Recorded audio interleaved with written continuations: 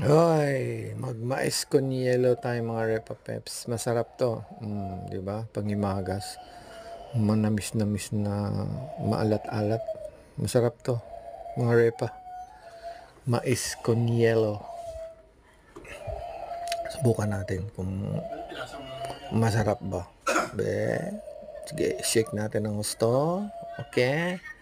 Tapos, ayan na. Tikman natin kung masarap ba. Ayan. Whoop. Sarap. Sakto yung tamis. Sakto yung alat.